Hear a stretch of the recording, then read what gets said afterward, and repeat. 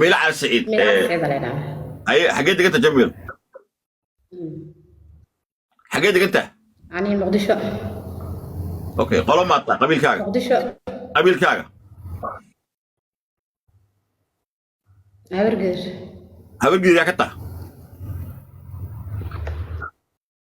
عير. عيرنا يا كتا عبسية. سي اوكي برنامجka adiga la hadashay ee aan ka sheekaysanay ee aan baaristeeda waday habi ma ku tahay inaan ka wareysto oo serious ma ka tahay mise kama ay